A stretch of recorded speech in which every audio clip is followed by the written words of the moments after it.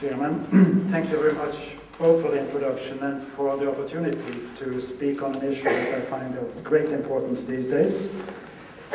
And what I've been asked to talk about is possible roads to peace, democracy and stability in Afghanistan and Pakistan, which is a tall order.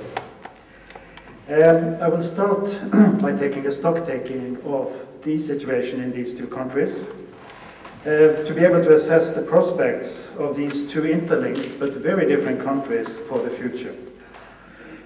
Briefly, both countries have governments that is at the moment strongly contested.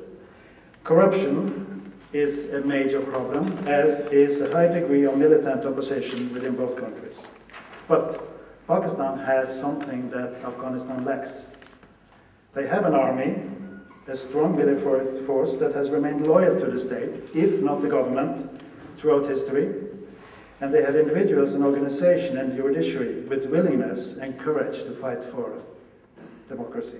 This is one of the things that Afghanistan is lacking.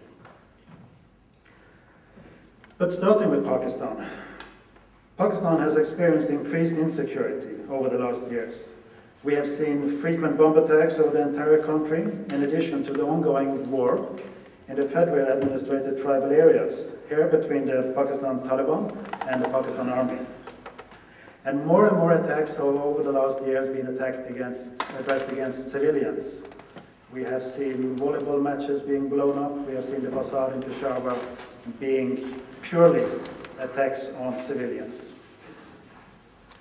Much of these attacks are attributed to the Taliban as retaliation against the army's military operation against them in the federal areas, and more so the US drone attacks in the same areas, causing a large number of civilian casualties.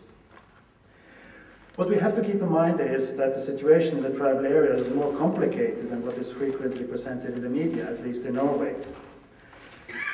These areas along the Pakistani-Afghan borders, primarily inhabited by Pashtuns, have had a totally independent status in Pakistan for over 100 years now, granted to them by the then British colonial powers. When the war in Afghanistan from 1979 onwards took place, the tribal areas were ideal for setting up training camps for the Afghan Mujahideens, with funding coming in equally from Western and Islamic countries. It was in this environment that Al-Qaeda was established as a base or logistical center for the Islamic fighters coming to fight the Soviet Union. Equally funding at that time often went between the US, Soviet funding and funding from Islamic countries. Many of these Islamic warriors returned then after the Soviet withdrawal as Osama bin Laden to their home countries. But many were not welcome back and thus remained in these areas, establishing their bases there, or if not, going on to wars in Bosnia, Chechnya and Tajikistan, and as such forming the network that we today call Al-Qaeda. Interestingly, and just as a small remark, bin Laden returned, but he did not return with the Taliban. He returned actually on invitation of the Afghan government at that time, where some of the key elements, as Professor Rabbani and Professor Sayaf, are now very well embedded in the Afghan parliament rather than in the opposition. So his friends is all very placed within the Afghan parliamentarian systems. The one who have lost most out of the war in the tribal areas are the Pashtun tribes that supported largely their fellows in Afghanistan, but have had limited support for that afterwards. The Pakistani army reluctantly moved into these areas to defeat Al-Qaeda and Taliban forces in 2004. Many tribesmen regarded it then, at the time, as a violation of their self-rule. And that generated a resistance, not only among the Taliban and among Al-Qaeda, but also among fellow Pashtuns against the military intrusions. And many within the Pakistani military was also very reluctant to try to defeat a military force that they regarded as very valuable in their defense against their arch enemy India, particularly over Kashmir. This position, this duality against actually attacking anyone in the areas, was confirmed throughout the meetings US Defense Secretary Robert Gates had in Pakistan last week. It became clear that the Pakistan military is not willing to extend the military operations in Waziristan as requested, neither to go after the Afghan Taliban that is being lodged in these areas and in Quetta. To them, the ability to defend Pakistan is deemed as more important than the war in Afghanistan. And therefore, those who have suffered over the last months and years, especially in Waziristan, has been tribesmen and women caught in the conflict between the Taliban and the military.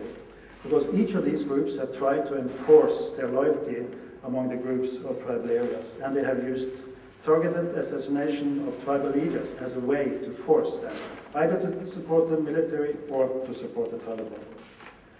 Donor countries have also played an active role, including Norway, in trying to use humanitarian assistance to convince the people of Waziristan to join up with the Pakistani government rather than with the Taliban.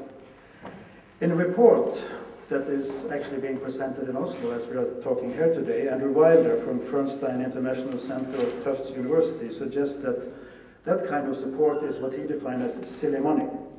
It's not a level of funding that you can spend accountably or effectively in such an insecure area. And he argues that too much money in these contexts cannot be only ineffective and wasteful, but also destabilizing. So international assistance, well taught, well meant, can actually lead to further conflict. But also the areas outside the tribal areas have come under control of militants, particularly the Swat Valley, as we remember for the operations in 2009. Here a very small group under the leadership of a gentleman called Mullah Sufi Muhammad gained military control and introduced Sharia law. That was nothing new, it was something that he had been working on for 10 years. I remember him blocking roads in the middle of the 1990s, where he gradually started to criticize the position of the government. The interesting point is, why did he manage to actually convince such a large number of the population in these actually poor parts of Pakistan to join in? And from what I have been able to establish, it's partly due to a mistrust in the Pakistani government, due to a lack of development, not least schools and education for children, but also more so that they were promised with access to land and to possibilities to somehow create a better lives for themselves. It was not only Islam that was the driving force in his ability to conquer part of the Swat Valley. It was the hope for people for a better life. But in the media, the events in Swat Valley and the tribal areas is presented as a potential threat to the general security situation in Pakistan, suggesting that Taliban could actually close in on the capital Islamabad and potentially gain access to Pakistan's nuclear weapons. That is hardly likely. Both because these groups don't hold substantial support outside the core areas, or neither do they have sufficient military power to maintain control over time if they should actually be able to enter into them. And they would then have to take on the Pakistani army in unfamiliar territory. An army which de facto controls the nuclear arsenal and which throughout history has maintained stability and also very much contact with the West, particularly with the USA. However, the image of the threat from radical Islam remains strong in Pakistan, often linked up with the concern of the spread of Islamic ideology through the religious schools. The madrasas, frequently at least in Afghanistan, referred to as hate factories. Again, statistics are interesting.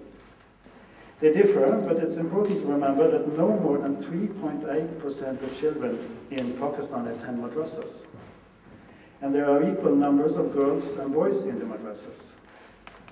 A majority, except in the Northwest Frontier Province, are located in urban areas where they are under close scrutiny of the Pakistani military and in security forces. The reason why many Pakistanis send their children to the madrasas is that they are regarded as providing better education than the governmental schools that lack both qualified teachers and equipment. Likewise, although the Islamist-leaning political parties in Pakistan have been able to draw a lot of attention on their rhetoric against the West, they have not been able to secure themselves much political influence throughout elections, thus revealing their lack of firm